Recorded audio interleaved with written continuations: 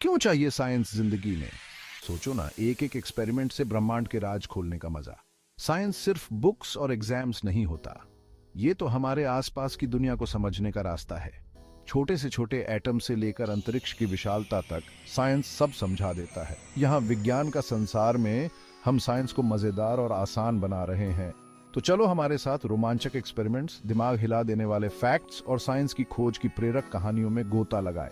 क्योंकि साइंस सीखना तो रोलर कोस्टर की सवारी जितना मजेदार होना चाहिए। तो कमर कस लो, आज हम जानेंगे सौरमंडल के बारे में, तो बने रहिए हमारे साथ। हमारा सौरमंडल बहुत ही विशाल और अद्भुत है। इसके केंद्र में सूर्य है, एक तारा जो हमारे ग्रह परिवार के ब्रह्मांडीय नृत्य को नियंत्रित करता है। जलती हुई गैस का यह विशाल गोला हमारे पूरे सौरमंडल के लिए ऊर्जा का प्राथमिक स्रोत है। इसका गुरुत्वाकर्षण बल सभी चीजों को एक साथ रखता है, ग्रहों की परिक्रमा को निर्देशित करता है और उनके भाग्य को आकार देता है। सूर्य की विशाल ऊर्जा उसके केंद्र में होने वाले न्यूक्लियर फ्यूजन से आती है। वहां हाइड्रोजन परमाणु लगातार हीलियम में परिवर्तित हो रहे हैं। इस प्रक्रिया में भारी मात्रा में ऊर्जा जारी करते हैं। ये ऊर्जा प्रकाश और गर्मी के रूप में बाहर की ओर जाती है, हमारे ग्रह और पूरे सौरमंडल को अपनी गर्म चमक में नहलाती है। ब्रह्मांड में अपनी जगह को समझने के लिए सूर्य को समझना बहुत जरूरी है। सूर्य के बिना हमारा सौरमंडल एक बहुत ही अलग जगह होता। तो अगली बार जब आप अपनी त्वचा पर सूर्य की गर्मी महसूस करें, तो उसकी शक्ति की सराहना करने के लिए कुछ पल निकालें। यह हमारे ब्रह्मांडीय घर का दिल है और इसकी कहानी हमारी अपनी कहानी से जुड़ी हुई है।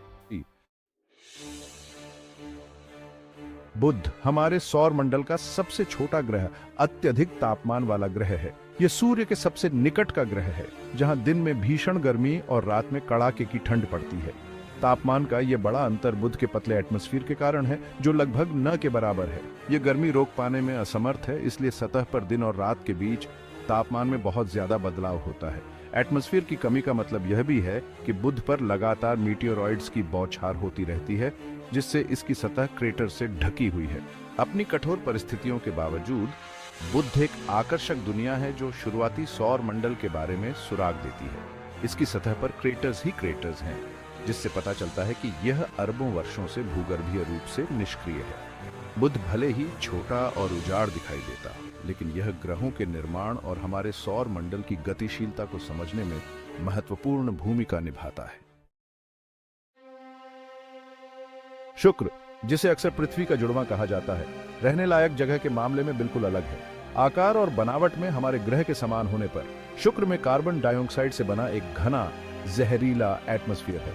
यह घना एटमॉस्फेयर गर्मी को रोक लेता है, जिससे एक अनियंत्रित ग्रीनहाउस प्रभाव पैदा होता है, जिसने शुक्र को हमारे सौरमंडल का सबसे गर्म ग्रह बना दिया है। शुक्र पर सतह का तापमान 900 डिग्री फ़ारेनहाइट या 475 डिग्री सेल्सियस तक पहुंच सकता है, जो सीसा को पिघलाने के लिए पर्याप्त गर्म है।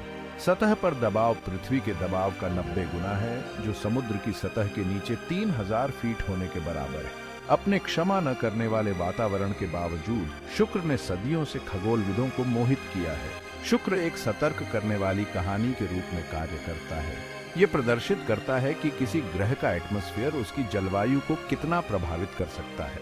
शुक्र का अध्ययन करने से हमें उन कारकों के नाजुक संतुलन को समझने में मदद मिलती है, जो पृथ्वी को रहने योग्य बनाते हैं, और अनियंत्रित जलवायु परिवर्तन के संभावित परिणामों को समझने में मदद मिलती है।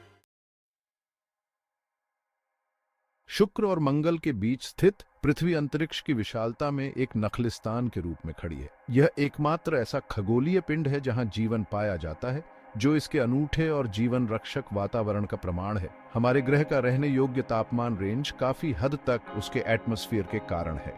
मुख्य रूप से नाइट्रोजन और ऑक्सीजन से बना पृथ्वी का एटमॉस्फेयर सूर्य से उचित मात्रा में गर्मी को रोक लेता है, जिससे जीवन के लिए उपयुक्त स्थिर जलवायु बनती है। ये नाजुक संतुलन पृथ्वी के चुंबकीय क्षेत्र द्वारा और बनाए रखा जाता है, जो हमें हानिकारक सौर विकिरण से बचाता है। पृथ्वी की सतह पर तरल पानी की उपस्थिति एक और महत्वपूर्ण कारक है, जो हमारे ग्रह को इतना खास बनाता है। जैसे जैसे हम ब्रह्मांड का पता लगाते हैं और अन्य दुनिया से रूबरू होते हैं, हमें पृथ्वी की कीमतीता और हमारे इस नीले ग्रह की रक्षा के महत्व की याद आती है। ये एक अनुस्मारक है कि हमारा ग्रह अंतरिक्ष की विशालता में एक दुर्लभ और नाजुक नखलिस्तान है, एक ऐसी जगह जिसे हम अपना घर कहलाने के लिए भाग्यशाली हैं। मंगल हमारा खगोलीय पड़ोसी सदियों से हमारी कल्पनाओं को मोहित करता रहा है। इसका विशिष्ट लाल रंग, जो नग्न आंखों से भी दिखाई देता है, ने इसे द रेड प्लेनेट नाम दिया है। यह रंग आयरन ऑक्साइड के कारण है, जिसे आमतौर पर जंग के रूप में जाना जाता है, जो मंगल की सतह पर प्रचुर मात्रा में पाया जाता है। मंगल एक ठंडा और शुष्क ग्रह है जिसका एटमॉस्फेयर पतला है, जो सूर्य के विकिरण से बहुत कम सुरक्षा प्रदान करता है। इसकी सतह उसके अतीत का प्रमाण है, जो विशाल ज्वालामुखियों, विशाल घाटियों और प्राचीन नदी तल के प्रमाणों से चिह्नित है। इन विशेषताओं से पता चलता है कि मंगल ग्रह कभी गर्म और नम रहा होगा, यहाँ तक कि जीवन का समर्थन करने में भी सक्षम रहा होगा। जबकि अतीत या वर्तमान जीवन का कोई निश्चित प्रमाण नहीं मिला है, संभावना एक आकर्षक संभावना बनी हुई है। रोबोटिक मिशंस ने दिलचस्प सुरागों का खुलासा किया है, जैसे कि मंगल ग्रह के एटमॉस्फेयर में ऑर्गेनिक मॉलिक्यूल्स और मीथेन की उपस्थिति। जैसे जैसे हम इसके रहस्यों में उतरते हैं, हमें उम्मीद है कि हम इसके अतीत के रहस्यों को उजागर करेंगे और यह निर्धारित करेंगे कि क्या इस गूढ़ लाल ग्रह पर कभी जीवन अस्तित्व में था। मंगल और बृहस्पति की कक्षाओं के बीच एक ऐसा क्षेत्र है जो प्रारंभिक सौर मंडल के रेमनेंट्स से भरा हुआ है, एस्टेरॉयड बेल्ट। ये विशाल विस्तार लाखों एस्टेरॉयड्स का घर है, चट्टानी पिंड जिनका आकार छोटे कंकड़ से लेकर सैकड़ों किलोमीटर व्यास वाले बौने ग्रहों तक होता है। माना जाता है कि एस्टेरॉयड बेल्ट वह सामग्री है जो बृहस्पति के गुरुत्वाकर्षण प्रभाव के कारण कभी भी ग्रह में नहीं समा पाई। बृहस्पति के विशाल गुरुत्वाकर्षण ने इस क्षेत्र में सामग्री को उभारा, इसे एक बड़ा खगोलीय पिंड बनाने के लिए एक साथ जमा होने से रोका। इसके बजाय यह एस्टेरॉयड्स के संग्रह के रूप में बना रहा, जो एक कॉस्मिक शूटिंग गैलरी की तरह सूर्य की परिक्रमा कर रहा था। जबकि अधिकांश एस्टेरॉयड्स अपेक्षाकृत छोटे होते हैं, कुछ पृथ्वी के लिए संभावित खतरा पैदा करते हैं। वैज्ञानिक संभावित खतरों की पहचान करने और यदि आवश्यक हो तो उन्हें विक्षेपित करने के लिए रणनीति विकसित करने के लिए पृथ्वी के पास के एस्टेरॉयड्स को सक्रिय रूप से ट्रैक कर रहे हैं। एस्टेरॉयड बेल्ट हमारे सौर मंडल की गतिशील और हमेशा बदलते स्वभाव की याद दिलाता है। एस्टेरॉयड बेल्ट से आगे बढ़ते हुए हमारा सामना बृहस्पति से होता है, जो हमारे सौर मंडल का सबसे बड़ा ग्रह है। यह गैस दानव हाइड्रोजन और हीलियम का एक विशाल गोला है, जिसका द्रव्यमान अन्य सभी ग्रहों के द्रव्यमान से भी अधिक है। इसके विशाल आकार और गुरुत्वाकर्षण ने इसे किंग ऑफ द प्लैनेट्स का खिताब दिलाया है। बृहस्पति रंगीन बैंड और अशांत बादलों का एक घूमता हुआ तूफान है। इसकी सबसे अधिक पहचानने योग्य विशेषता ग्रेट रेड स्पॉट है, जो पृथ्वी से भी बड़ा एक विशाल तूफान तंत्र है जो सदियों से उभरे है। बृहस्पति का एटमॉस्फेयर शक्तिशाली बिजली के तूफानों और ऑरोरास का भी घर है, जो पृथ्वी पर बौने हैं। अपनी गैसीय प्रकृति के बावजूद बृहस्पति में एक फीका वलय तंत्र है, जो शनि की तुलना में बहुत फीका है। इसमें 19 झांक चंद्रमा भी हैं, जिनमें से कुछ अपने आप में ग्रहों से भी अधिक पेचीदा हैं। बृहस्पति के विशाल आकार और गुरुत्वाकर्षण प्रभाव ने सौर मंडल को आकार देने में महत्वपूर्ण भूमिका निभाई है, जैसा कि हम आज जानते हैं। सूर्य से छठा ग्रह शनि अपने शानदार वलय तंत्र के लिए प्रसिद्ध एक खगोलीय कृति है। अनगिनत बर्फ और चट्टान के कणों से बने ये छल्ले ब्रह्मांडीय कलात्मकता के लुभावने प्रदर्शन में ग्रह को घेरे हुए हैं। वे एक छोटी दूरबीन से भी दिखाई देते हैं, जिससे शनि शौकिया खगोलविदों के लिए पसंदीदा लक्ष्य बन जाता है। जबकि अन्य गैस दिग्गजों के पास भी छल्ले होते हैं, लेकिन कोई भी शनि के छल्लों जितना व्यापक या देखने में आश्चर्यजनक नहीं है। छल्ले हजारों किलोमीटर तक बाहर की ओर फैले हुए हैं, फिर भी वे उल्लेखनीय रूप से पतले हैं। कुछ जगहों पर केवल कुछ दसियों मीटर मोटे हैं।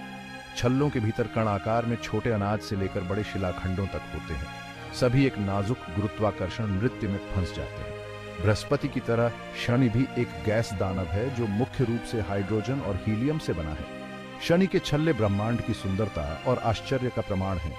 वे एक अनुस्मारक के रूप में कार्य करते हैं कि ब्रह्मांड आश्चर्यों से भरा है, और यहां तक कि सबसे साधारण वस्तुओं में भी असाधारण विशेषताएं हो सकती हैं।